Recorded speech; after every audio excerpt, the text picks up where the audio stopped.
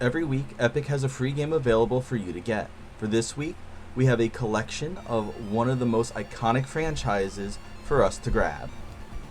Hey, welcome to Altogether Games. I'm the Altogether Gamer. I love games of all kinds, and I'm here to go over and share my thoughts on if this week's free Epic game is worth your time.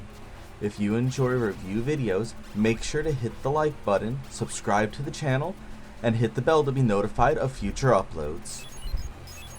From November 14th till the 20th, Epic Games is giving us the first of the 3 release collections of the Castlevania franchise. With this being such a large collection of 8 of the earliest games of the Castlevania series, I will be going over how it is packaged and presented to the players over just giving a rating to each of these beloved classics that I would give a 5 out of 5 because of how much I love this series. The Castlevania Anniversary collection contains 8 classic games from the Castlevania series, and as You Can Beat Games might say, players can expect all the hazards that retro games are notorious for. This collection gives you a lot for just around $20 USD. You're getting the 3 NES games that started it all, both of the Game Boy games from the Brick era, the reimagining of Castlevania 1 from the Super Nintendo known as Castlevania 4, Bloodlines for the Sega Genesis, and the spin-off game from the Famicom, Kid Dracula, along with all their Japanese releases with the exception of Castlevania 2 Simon's Quest. On top of all the games, you're also getting a digital collector's book that gives you all of the game's box arts, manuals, and in-depth information on the game's creative ideas that went into the making of all the games. The graphics in this collection are done perfectly. Each of the games is given 3 options to play with. The original 4:3 aspect ratio of the old school RCT TVs, pixel perfect that does not stretch or distort the game from the way they were intended to be played, and standard 16:9 aspect ratio for computer monitors and most standard TVs today. You can even choose to add the scale lines to each of the aspects to give it that retro look as well. It even comes with 3 frames that will border the game screen, empty blank, red stained wood look, and the collection's box art on the left with a tan wood look on the right. All of the classical music of the Castlevania series is here, but sadly for the PC releases of the collection, they do not have any built-in music player like the console versions have that let you pick and choose all of the soundtracks from the bonus art book.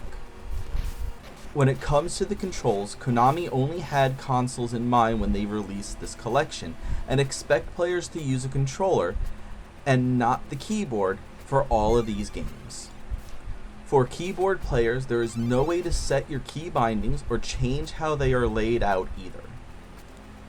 When I started playing with the keyboard, it took a bit to find what went where, so you can skip past this next part if you don't want to hear about the keyboard layouts.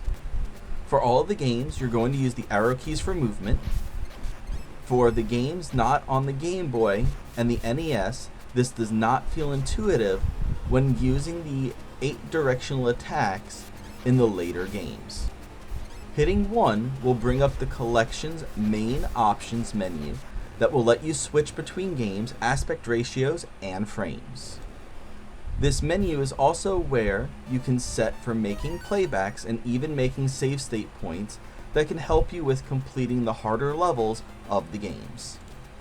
Since the NES and Game Boy games share the same layout for their physical controllers, the same keys are used across the 6 games that only have the A, B, start, and select buttons, using Z for A to attack, X for B to jump, Tab for select, and Enter for start. For the Super Nintendo and the Sega, your jump is moved over to the Z key, and your new attack is moved to the A. But since they had different physical controllers, with the SNES using shoulder buttons, used from the beginning of its lifespan, with the Sega only adopting them later on after Bloodlines was released. So the sub-weapons are tied to different places, with the right shoulder, or W, being used for Castlevania 4 on the Super Nintendo, and X for the C button on the Sega. The gameplay is just as you would expect from these retro classics, with all the same impact of each hit knocking you back and into one of the nearby pits. But since you have access to the save states, you can practice these harder areas as much as you like and finally be able to take down Dracula at the end of each game. Something I noticed when playing through the titles is that they even emulated the lag that can be found on the native hardware, giving the gameplay an authentic feel. The biggest setback to this collection is that you're not able to set your controls for the keyboard, and in the later games, doing things like spinning your whip in Castlevania 4 and Bloodlines does not feel good to do on a keyboard. It was also a letdown that for the PC releases, that the bonus book does not have the music player that the consoles got. As for the things that I love that they added to the collection, the save states that will let almost anyone be able to beat all of these games with ease is right on the top of the list. Being able to pick if you want a retro look with the scan lines and all of the extra details and history of the series within the digital collector's book. Overall, the Castlevania Anniversary Collection is a good way to experience these classic games from start to finish, but is let down by the neglect given to the PC release. I give Castlevania Anniversary Collection 4 oak stakes out of 5. If you did make it this far into the video, I am trying to do reviews of each game that Epic puts out for free every week. I would also like to do other free games available online, so if you have any suggestions, leave a comment down below, and a thumbs up goes a long way to helping to support this channel, along with driving me to make more videos like this one, as well as improving what I do. And don't forget to hit that subscribe button for more reviews on the next epically free game. As always, thanks for watching.